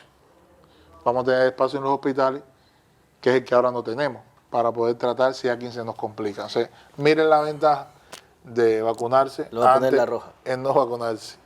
Y ahora, ¿y qué le dice usted a esa gente que dice que no se quiere vacunar porque le da miedo que le van a poner la marca del 666 ahí? Le van a poner un chip, que le van a poner cualquier otra... Todas son noticias falsas. es lo que genera... La que se pone en la vacuna y se pone una cuchara y queda la cuchara ahí. Sí, todo eso es noticia falsa, es lo que genera los movimientos antivacunas y el acceso a tanta información que hay por muchos medios, ¿no? Y claro, y todo eso influye, y hay personas que piensan que eso les puede pasar. Lo que les digo que hay que vacunarse, ya les expliqué todos los beneficios. O sea, desde que usted siga con nosotros, siga produciendo para nuestra provincia, no se muera hasta que usted no contagie a un ser querido, siendo usted un caso leve que no se vaya a una UCI, pero sí puede hacer que su familia vaya. Entonces, miren todos los beneficios. Ya, y aquí en Santo Domingo, ¿cuál es el porcentaje actualmente de personas vacunadas? Porque se sabe que ya la mayoría de los adultos mayores están vacunados, al menos la mayoría. Que bueno, hoy hubo una fila larguísima en la Católica y en la ojalá que ya la mayoría se hayan vacunado. Los porcentajes estaban hablando de unos 60,000 vacunados ya, sumando, o sea, ya incluso con una primera dosis. O sea, en segunda dosis, ya que estén inmunizados, porque recordar que 14 días usted se inmuniza, ya se está protegido 14 días después de la segunda dosis, ahí el porcentaje es menor. El porcentaje es menor. Entonces estaríamos hablando de un 10-12% de vacunados ya si tú sumas la primera y la segunda. Con las dos dosis, yo me imagino que estemos sobre un 4 o un 5%, o un poco menos. ¿Y qué pasa si nos falta? Mira todo lo que nos falta. ¿Y qué pasa si nunca me puse la primera dosis y nunca me puse la segunda? O al otro día hablaba también con otro doctor del programa de la mañana. Decía que, digamos, me pongo la primera dosis y se supone que la siguiente debe ser en los 28 días. Si es que yo hago pasar más de ese tiempo, 28, digamos, de un mes y medio, si después de un mes y medio me vacuno la segunda, es mejor, decía este doctor. A ver, cada vacuna, en los ensayos tú estudias, cuando tú decides que vas a poner una vacuna y tu vacuna va a ser de 2 dosis o de 3 dosis, hay vacunas que se están probando que van a ser 3 dosis. Pero si tú decides que tu vacuna es 2 dosis, en todos los estudios, por eso los estudios tienen fase 1, ensayo clínico 1, 2, 3, después que se aprueba la fase 4, siguen los controles de calidad, pero ahí también se ve el intervalo, el rango de una dosis a la otra. Además de que tú ves dosis, o sea, qué cantidad de vacuna vas a poner, a 15 la vas a poner, hasta qué edad, o sea, tú empiezas a hacer ensayos por grupos etarios y ahí determinan muchas cosas. Una de las cosas es el intervalo. Y cada vacuna, cada farmacéutica, según como estén saliendo sus ensayos, va diciendo cuándo es mejor poner la segunda dosis o no. En el caso de la Pfizer dice que la segunda dosis es ideal a los 21 días, o sea, a las 3 semanas. Y tiene un rango, un intervalo, que tú la puedes poner de 19 hasta 42 días. O sea, que pasado los 42 ya no sirve. No tiene la eficacia. Ellos vieron que pasados los 42 baja la eficacia. Entonces, si tú la pones en el rango ese hasta los 42 días, tú puedes lograr una eficacia que ellos están reportando ahora de casi un 95%. Esa es la Pfizer. La CoronaVac dice que la segunda dosis hay que ponerla a los 28 días, pero puede llegar hasta los 60. Y hay personas que pueden haber generado un poquito más de anticuerpos. Si tú miras y haces pruebas cuantitativas y todo ello, cuando hablan de eficacia, no es más que la producción de anticuerpos lo que tú generas. Entonces eso se mide y tú vas sacando tus estudios, vas diciendo tus resultados. Puede ser que si tú te la pones a los 28 días, que se la ponga a los 40, a lo mejor genera un poquito más. Pero es un rango y la eficacia no se afecta mucho. Puede ser un 2, un 3, un 4%. En el caso de la AstraZeneca, igual. Ellos hablan de ponerla a los segundos días, al día 21, a la tercera semana. A 21 la AstraZeneca. Sí, a la tercera semana y dan un rango de hasta 12 semanas. Y se ha visto, cuando ellos siguen, porque los ensayos siguen, los estudios siguen, ellos han visto que el que se la puso a las 10 semanas, a las 11 semanas, generó un poquito más de eficacia. Por eso la AstraZeneca, cuando habla de eficacia, habla de un 70 hasta un 80%. El que se la puso antes generó un 70, el que se la puso casi a las 12 semanas generó un 80. Pero al final, en formas graves, o sea, en evitar formas graves, la eficacia sube en todas en más del 90%. Claro. La CanSino, que es la que vamos a traer, tiene mucha en formas graves casi pasa el 90%. Sin embargo, la eficacia de la CanSino es alrededor de un 50-60%. De las que vamos a tener aquí va a ser la más baja, que es la de una dosis. Sí, sí, sí. Y la Sputnik está hablando, es la que más eficacia está reportando en el mundo, de un 97%.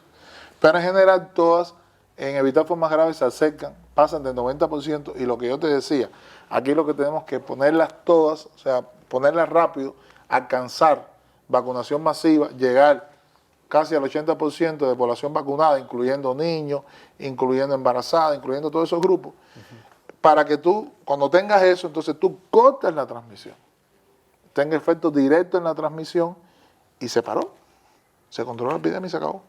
¿Y por Ahora, qué? si esperamos solo la Pfizer, esperamos solo la Sputnik una, no podemos pasar 2 o 3 años en esto, No, porque el virus que... va a mutar, va a generar variantes. Hay variantes que pueden evadir anticuerpos, que están saliendo variantes nuevas, la Delta, que fue la de la India. Aquí se está hablando de la Andina, que salió en Perú y ya está en más de 29 países, y se está hablando de que va de anticuerpos de las vacunas, que generados por vacunas. Entonces nosotros no podemos esperar que siga mutando ¿Qué este pasa si me virus. vacuno con la AstraZeneca y luego me vacuno con la Pfizer? En teoría no pasa nada. Igual me da el mismo efecto. Eso no pasa nada y no sabemos, pero ese estudio se está haciendo, pero no está tan avanzado. A ver si tú eres capaz de ponerte una y después te pones otra, si genera más anticuerpos. Eso todavía no hay resultados de eso. Lo ideal es ponerte la misma vacuna. O sea, pero en teoría no es que te va a pasar algo, pero no sabemos si va a generar más anticuerpos o menos. Entonces, lo ideal es tú ponerte la misma vacuna. Ahora, tú me preguntabas, ¿qué pasa si me pongo una dosis? Si a ti no te dio el virus, tú debes ponerte 2 dosis, porque si te pones una dosis, o sea, a ti nunca te dio el virus y te vacunas y te quedas con una sola vacuna, vas a generar menos eficacia que se genera en la primera dosis. Entonces, la Pfizer genera un 60-70 en primera dosis. En primera dosis. Entonces, si no te pones la segunda, sí te vas a quedar ahí. Tienes más posibilidad de contagiarse, aunque la protección contra formas graves sigue. Ahora, si a ti te dio el virus, si a ti ya te dio el virus, tú generaste anticuerpos, que es la inmunidad humoral, y también tiene efecto en la inmunidad celular, en tus linfocitos T. Entonces, pero ya tú tienes una protección, porque tú tuviste la forma... del cuerpo propio. Claro, tú tuviste esa forma pasiva, tú te contagiaste y tú generaste. Entonces, lo que aconsejan las farmacéuticas es que si tú lo tuviste antes de los 6 meses, que es hasta donde ellos han llegado, o un poquito menos, 4 o 5 meses, Y te pone la... tú te pongas solo una dosis. Porque ya con una sola dosis tú vas a generar esa eficacia, va a llegar ya hasta lo que dice la vacuna. O sea, es como si hubiese vacunado ya claro, una vez. Ya el contagio es como si fuera una vez, antes de los 6 meses. Sí. Y ya tú vas a generar esa eficacia alta con una sola dosis de la vacuna, porque si te pones las dos, no vas a generar más anticuerpos, Claro, no ya vas a de ahí generar más. más, y Sí, sí ponga- puedes tener más eventos adversos, porque ya ok. sería como una tercera exposición. Claro. Ya ese organismo va a estar luchando una tercera vez. Bien, en el caso de estas vacunas que son de 2 dosis. En la que de una dosis, ya tú te pones una dosis y se acabó. Y si te da el virus, ya después de los 6 meses, ya tú te contagiaste. Hoy me llama un paciente que se había contagiado hace un año, que le iba a vacunar, que ¿cuántas se ponía? Ya hace un año La que dos, le dio el virus, esas de las dos. tiene que ponerse las 2. Claro. Ya, una pregunta más tenía respecto a los 2 tipos de vacunas. ¿Qué madera?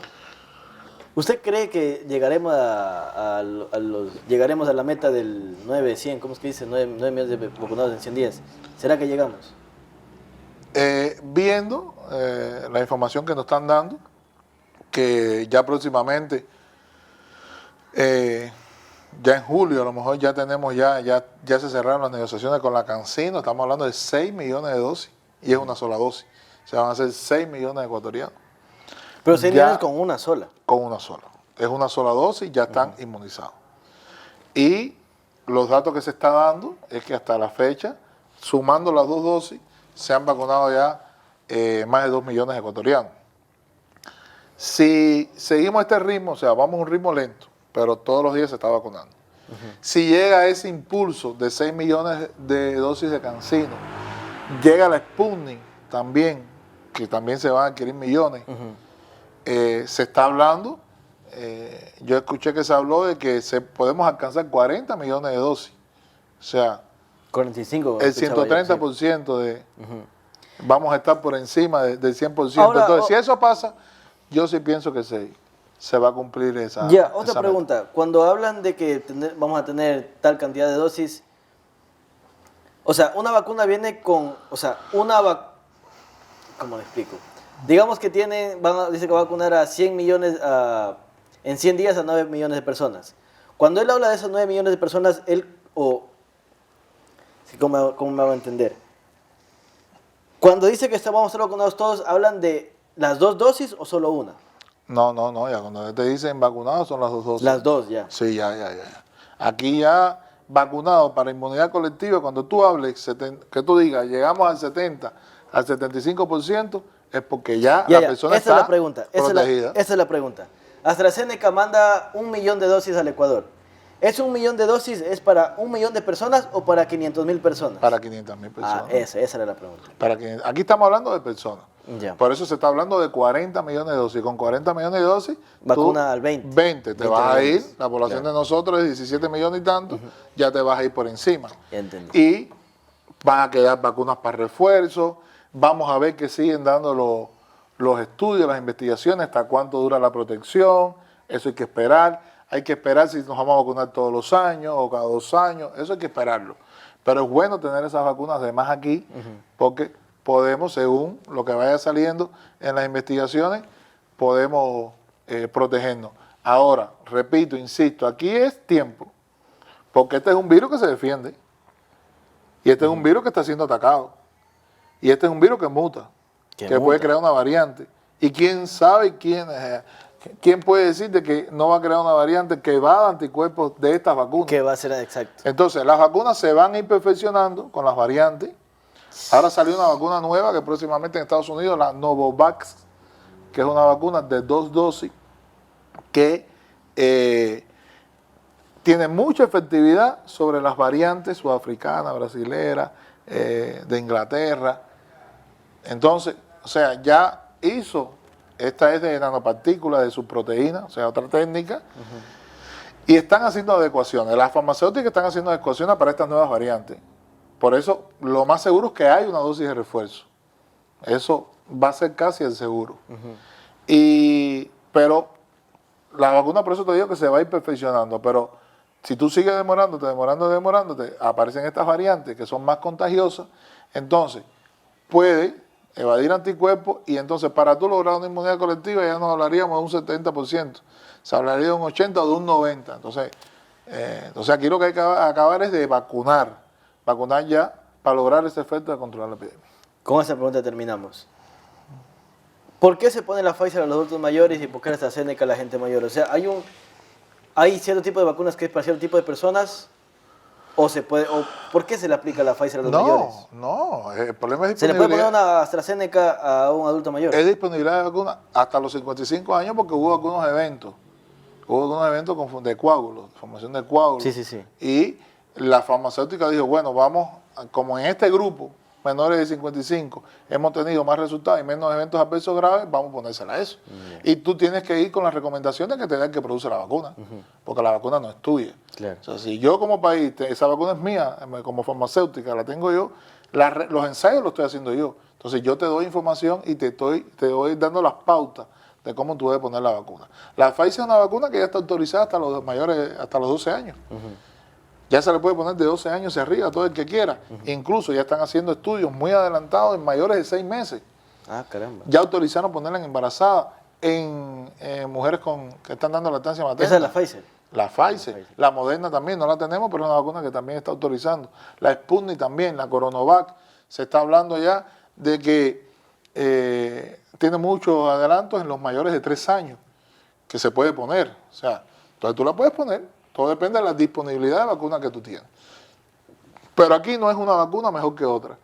Aquí es, insisto, en lograr porcentajes de vacunación que lleguen a esa inmunidad para nosotros poder cortar la transmisión, controlar esta enfermedad y volver a nuestra normalidad.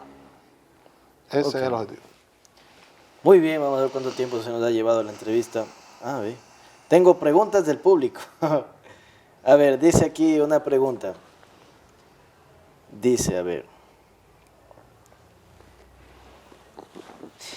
Si la cartera de salud o el Estado hubiesen actuado de manera correcta al inicio de la pandemia, ¿se habría evitado el descontrol de la emergencia sanitaria y muerte a causa del coronavirus? Claro que sí. Aquí hay dos cosas fundamentales. Pero es que, ¿qué más podíamos hacer? O sea, podíamos hacer muchas cosas que no hicimos. A ver, número uno, antes de que salieran las vacunas, la Pfizer fue la primera que salió en diciembre. Sí. Pero antes, la epidemia llegó ya al país en febrero. Nosotros diagnosticamos el primer caso aquí el 19 de marzo. Podíamos haber creado nuestros laboratorios para hacer nuestras pruebas moleculares de PCR. Porque hay que hacer pruebas PCR, hay que buscar el virus. Cuando tú trabajas con una epidemia de tanta transmisión, de tanto contagio, tú tienes que identificar el caso.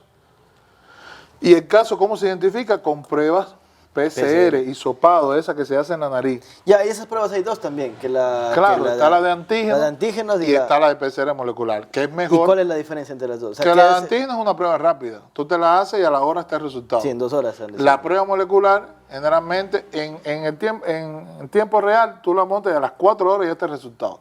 Yeah. Lo que pasa es que nosotros tenemos que mandarla a Guayaquil. Y Guayaquil nos manda el resultado entre 7 y 10 días.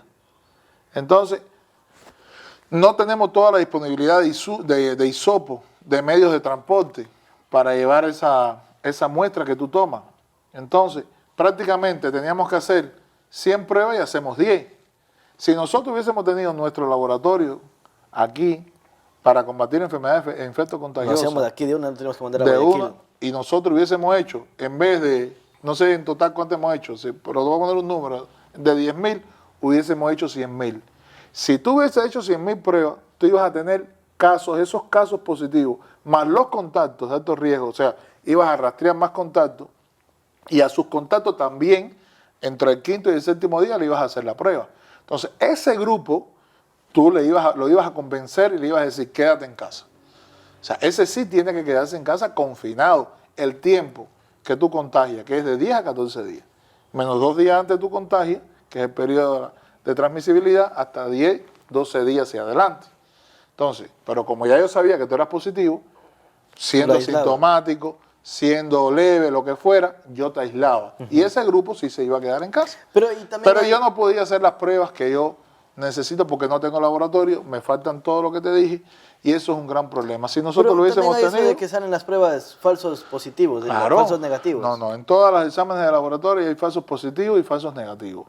¿Y cómo me confío yo de que...? Es que está la clínica, está la epidemiología. Cuando tú vas a dar un diagnóstico de una enfermedad, tú tienes 4 diagnósticos. El clínico, que es lo que tú te sientes, lo que tú manifiestas. Está el de laboratorio, que es la prueba que tú te haces. Está el epidemiológico, que es el comportamiento, en qué lugar está la enfermedad, en qué barrio, dónde hay más contagiados. Porque si tú vas a un barrio que hay muchos contagiados, todo el que esté saliendo de ahí, está contagiado. Tú dices, bueno, está en ese barrio. Es probable que esté contagiado. Es probable que esté contagiado. Y está el diagnóstico diferencial. Son 4 diagnósticos y ahí tú confirmas la enfermedad. ¿Y cuál es el diferencial? Que tú lo comparas con otras enfermedades. Ah, ya. Pues aquí lo más frecuente. Pues bueno, pues aquí afecta cualquier cosa. Ya ahora en cualquier enfermedad que infecta contagiado, tú tienes que pensar en el COVID. Pero tú dices, puede ser dengue, puede ser leptospira, puede ser otra cosa, ¿no? Puede ser otro virus respiratorio. Entonces, ese es como tú haces un diagnóstico correcto en medicina. Entonces, si nosotros hubiésemos tenido nuestro laboratorio, desde que empezó, hubiésemos gastado dinero ahí y hubiésemos generado, preparado nuestros recursos, nuestros biólogos, nuestros microbiólogos que los tenemos, y hubiésemos comprado un equipo para hacer pruebas PCR moleculares. Aquí mismo, nosotros hubiésemos identificado muchos casos, hubiésemos rastreado muchos más contactos y se hubiesen salvado 1000 vidas. Más vidas se hubiesen salvado. Eso es 1. 2. La vacuna empezó y se venía hablando de lo que se estaba haciendo. Ya desde octubre o noviembre hubo países que empezaron a hacer negociaciones con las farmacéuticas. Ya pagar de una para que apenas la tengan. Claro, y ya la tenían ya prácticamente separada. Nosotros no. Nosotros empezamos a hacer los contactos creo que en febrero. Y ya la demanda es muy alta, la oferta es muy poca. Entonces ya había muchas vacunas que estaban vendidas. Y por mucho que tú tuvieras dinero, tú quisieras, no se te iba a vender, porque ya estaba en compromiso con otros países. Sí. Entonces, la pregunta que ella dice, yo estoy muy de acuerdo, si hubiésemos actuado en medidas, estrategias epidemiológicas y en estrategias de compra rápida de vacunas, nosotros hubiésemos tenido mejores resultados de la epidemia en nuestra provincia y en el país, con todos los problemas estadísticos que hay, que no se reporta. O sea, todo lo que se tiene no se reporta. Yo insisto, de cada caso que tú notificas, hay 10 que no se notifican, por muchas razones. Pero si hablamos que Santo Domingo está reportando hasta hoy 11.400 y tantos casos, tú lo puedes multiplicar por 10. ¿Cuál es ahora, esa otra pregunta, una pregunta vieja ya que usted la debe conocer. ¿Cuál es diferente entre la prueba, la cuantitativa y cualitativa? Que son las de sangre, ¿no? La prueba rápida. Las pruebas cualitativas te dicen si tú tienes IgM o IgG. O sea, si tiene o no tiene. Ya. ¿Tiene el anticuerpo o tiene el virus? Ya. No, el virus no, ese es el anticuerpo. Ya. La única prueba que te busca el virus son las pruebas del hisopado de la nariz, la de antígeno y la PCR de la que hablamos. Ya, ¿qué son los antígenos? El antígeno, a ver, ¿El antígeno es el anticuerpo? es el virus, la proteína es el virus. Ah, ok. La proteína del virus es el que entra y Sí. el organismo genera el anticuerpo. Ya, sí. ¿Ya? Entonces, esa prueba de antígeno que busca proteína viral, lo que busca en la nariz es la proteína del virus, la otra no. La otra busca el RN del virus, que tú lo haces, pues, tú sacas el ADN y haces una transcripción, por eso se llama PCR-RT, haces una transcripción y lo pasas a RN, que es lo que tú miras. Pero, que es la prueba de mayor calidad. La antígeno es la proteína del virus. Pero esa te dicen que está el virus activo, o sea, esas son para tú trabajar la epidemia. Los anticuerpos no, los anticuerpos te dicen que tú pudiste tener contacto con el virus. Entonces, la cualitativa te dice si lo tuviste o no lo tuviste. La cuantitativa te da un número. Te dice IgM 10, IgM 20, IgM 300, y así con la IgG. O sea, te da un número. Por eso es cuantitativo.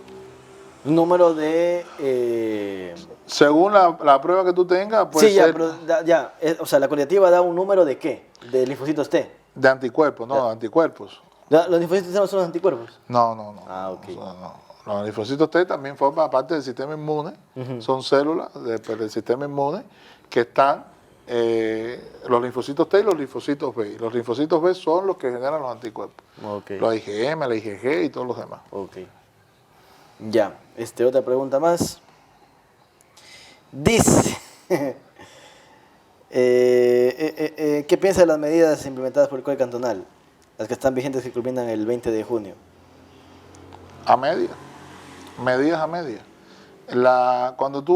Nosotros nunca trabajamos aquí, nunca hicimos un confinamiento, nunca trabajamos. El índice de contagio depende de la exposición y de la probabilidad de contagio.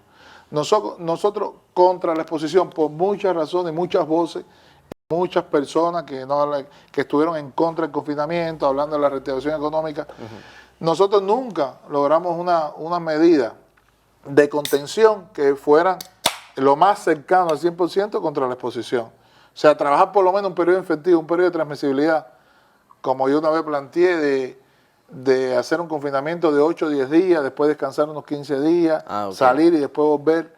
Ahí por lo menos íbamos a trabajar un periodo de transmisibilidad. Nosotros no. Nosotros trabajamos 2 días. Cuando empezamos al principio sí hicimos este confinamiento. Recuérdate que fue prácticamente abril hasta el 24 de mayo, finales de marzo, abril hasta el 24 de mayo. Ahí logramos con la primera forma del virus, que era mucho del año pasado de este año. Que era mucho contagiosa, era menos contagiosa y menos letal, que fue la forma original. Ahora que tenemos más variantes, tenemos variantes más letales, más contagiosas, nosotros prácticamente las medidas de contención que se hacen medidas de contención y de mitigación, han sido las de contención muy a media, como digo yo, a media. Eso es lo que yo pienso. Prácticamente estuvimos trabajando fines de semana, no se salía y después se salía. Tiene un impacto, porque a eso tú le sumas lo que yo te digo, la probabilidad de contagio, que ahí están las medidas de seguridad. O sea, si usamos mascarillas, distanciamiento, evitamos aglomeraciones, claro que hay un impacto, pero te baja la tasa de contagio un 15, un 20%. Sin embargo, con un confinamiento mayor, unos días más, te la podría haber bajado un 50%. Ah, bacán. Y eso, pero entonces, el impacto donde se iba a ver más y más necesario era en los hospitales, claro, que tuvieran más espacio. Y claro, y en la mortalidad, ¿no? Que es una variable que es la que más daño nos hace. Pero sirvió hace como un mes que estuvimos confinados, antes de que se acabe el gobierno de de Moreno? ¿Sirvió ese mes que estuvimos? Bajamos un 20% la tasa de contagio. Las salas de hospitalizaciones tienen ahora menos porcentaje de ocupación, pero las UCI siguen llenas al 100%. Con COVID. Con COVID, solo con COVID. Tenemos pacientes más graves con edades más jóvenes. Pacientes que se están complicando al quinto, sexto día, cuando antes se complicaban al día 12. Y todos los problemas que tú sabes que hay en los hospitales de medicamentos y de insumos. Entonces, te genera un gran problema en un lugar que es la consecuencia. O sea, los hospitales, a veces, hospital, pero el hospital es la consecuencia del problema. Si tú no trabajas la tasa de contagio, si tú no disminuyes eso, entonces van a seguir habiendo casos en los hospitales. Porque los hospitales reciben el mal trabajo que se haga en la base. Entonces, por eso yo te decía que hay que buscar muchos casos, hay que rastrear muchos contactos y eso se hace con pruebas PCR. Pero si tú vas a hacerle a 500 gente y nada más tienes 100, aparte de eso, esas 100 las manda para Guayaquil, te llegan a los 10 días, entonces todo es un retraso y te complica el manejo de la epidemia. Entonces, por eso yo insisto, si algo tenemos que hacer ahora es que Santo Domingo tenga su centro de coordinación de vigilancia epidemiológica, donde haya recursos humanos capacitados, se preparen epidemiólogos, infectólogos, virólogos, todo este grupo que tiene que ver con estas enfermedades y efectos contagiosas, porque van a seguir viniendo enfermedades, van a seguir saliendo virus que pueden ser otros virus que pueden ser más letales y más contagiosos, además de este. Eso puede seguir. Actualmente en el país se vigilan más de 66 enfermedades y efectos contagiosos. Entonces, Santo Domingo se merece tener su laboratorio, porque cuando tengamos nuestro centro de vigilancia epidemiológica con laboratorios de calidad, de alta calidad para bacterias, para parásitos, para hongos, para virus, Santo Domingo va a dar un paso de avance grandísimo en la prevención de enfermedades y vamos a salvar muchas vidas. No podemos seguir nosotros dependiendo de Quito y de Guayaquil. Pero ¿eso a quién le compete? ¿Al Ministerio de Salud Pública o al municipio? Claro, al ministerio y a todos. A todos. Esta epidemia ha afectado a todos. A todos. Ya no, es lo que yo te decía, no podemos seguir trabajando que si la competencia es tuya, que si la competencia es mía, que si tú por allá, yo por acá. Esto es de todos. Esto es de todos. No hay una familia en Santo Domingo que no haya tenido un paciente con COVID. Claro. No hay una. No hay una familia, muchas familias han sufrido la pérdida de un ser querido joven, que ha sido la cabeza de familia. Entonces esto es un problema de todos. Y el evitar enfermedades y efectos contagiosos y estar más preparados para lo que venga, depende de todos. Pero no podemos hacerlo si no tenemos nuestro centro de vigilancia epidemiológica. No hay un sistema, no funciona un sistema de salud con la calidad que se quiere en ninguna parte del mundo si no refuerza la vigilancia epidemiológica. Entonces hay que tener nuestro laboratorio para esta y para las más de 66 que te dije que hay. Tienes un caso de dengue, igual tienes que mandarlo a Guayaquil. Ah, sí, hasta como el dengue. Tienes un caso, todos. Todo. Haces una punción lumbar para buscar una bacteria o haces cualquier cultivo de cualquier secreción para buscar una bacteria. Ahora que están todas estas enfermedades con bacterias resistentes, que ese es otro problema que se va a presentar en los próximos años, y tienes que mandarlo a un laboratorio privado o tienes que mandarlo a otra provincia. Entonces estamos hablando de cosas serias y yo pienso que todos, el municipio, la gobernación, la prefectura, el alcalde, el Ministerio de Salud Pública, todo el mundo tiene que pararse en firme y hacer este año el centro, la coordinación de vigilancia epidemiológica de esta provincia, con los laboratorios que lleva. Y eso va a salvar muchas vidas. Después, la vacuna. Y en esos mismos centros, que tenemos que fortalecer nuestros centros de investigación y nuestros centros docentes, y en esos mismos centros de investigación, ¿por qué no hacer una vacuna? ¿Por qué Ecuador no puede hacer una vacuna? Entonces, todas esas preguntas tenemos que darle respuesta. Entonces, no podemos llegar, pienso yo, al 2022 sin nuestro centro de vigilancia epidemiológica. Muy bien. Última pregunta, ahora sí, ya, esa es la última pregunta. ¿El tratamiento de cadáveres COVID-19 es adecuado en Santo Domingo? ¿Es correcto que el destino de sus cuerpos estén en el mismo lugar que los camposantos generales que fallecieron por otra causa. El protocolo ha ido cambiando. Al principio, todos deberían ser incinerados. Había algunos campos santos que eran los que... Pero es carísimo incinerarlos. Claro. Todo ha ido cambiando. Como tú mismo me dijiste cuando me preguntaste si me vacuné, tú me dijiste, bueno, ahora tú entras así, sin mascarilla. Aquí también ha ido cambiando. Hay algunos camposantos que se le ha permitido que puedan procesar los cadáveres sin incinerarlos, por todo el gasto también económico que se había visto. Y bueno, siempre manteniendo el aforo, manteniendo las medidas de seguridad, hay algunos que se puede permitir. Es lo que hay hasta ahora con el tema del tratamiento de cadáveres. Claro que ha fallado en algunos lugares, ¿no? Se ha cambiado un diagnóstico, se ha puesto con un certificado de función y no se ha dicho, ¿no? Yo siempre digo, hay que poner claridad en los certificados de función y para que tú cumplas el protocolo y la funeraria y los cementerios que estén autorizados que cumplan bien los protocolos. Ok. Listo. Esto ha sido el Bolígrafo Rojo. Un programa bastante didáctico en cierta manera. Hasta la mitad de la entrevista fue la historia del doctor. Y para adelante hablamos ya de temas didácticos, si se lo quiere llamar así. Entonces, vacúnense. O sea, obviamente tenemos que esperar que llegue la vacuna, pero sáquese eso de la cabeza de que la vacuna me va a poner el chip, que me van a poner la marca del 666, que me están poniendo un metal aquí, un imán para que se me pegue una cuchara, que con eso andan haciendo pruebas con eso. Ahora hay otra también que hay, bueno, cuando hayan vacunas suficientes, no, esperemos que no pase eso, que es lo que hay gente que está vacunando placebos o vacunando aire o que simplemente no inyectan. Pues esperemos ya cuando hayan suficientes vacunas, los enfermeros no hagan esa trampita, porque no es necesario si hay suficientes vacunas. Entonces, sea la vacuna que sea, dice el doctor, sea la vacuna que sea, porque hay gente que se pone a pelear, no, que yo quiero la Pfizer, que quiero la tal vacuna. Póngase la que le llega, la cosa es que esté vacunado y más para adelante ya no va a seguir causando problemas ni a usted ni a su familia. ¿Cómo se ha sentido, doctor? Salud.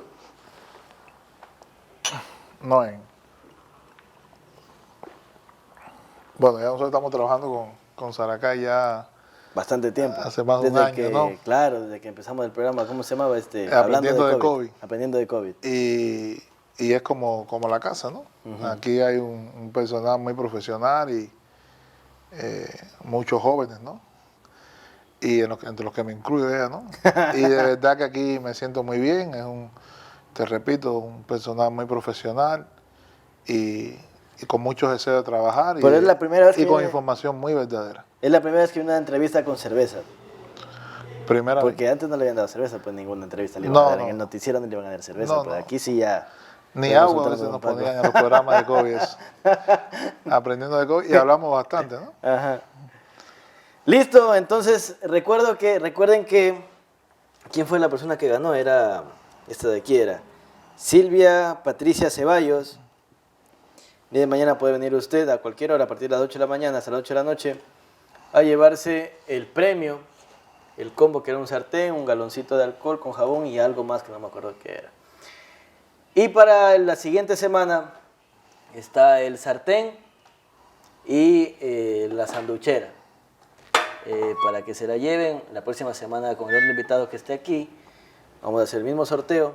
Los que quieran llevarse el jueguito, tienen que simplemente poner en esta transmisión de Facebook, poner yo quiero ganarme el combo, y de ahí yo selecciono los nombres, así como ahora, y vamos a ver quién se lleva la próxima semana el sartén y la sanduchera. Esto ha sido todo. Nos hemos comido, ¿cuánto tiempo? 1 hora y 41 minutos, 42. Espero que la hayan visto toda la entrevista completa. Y nos vemos la próxima semana con otro entrevistado y el mismo entrevistador. Chao.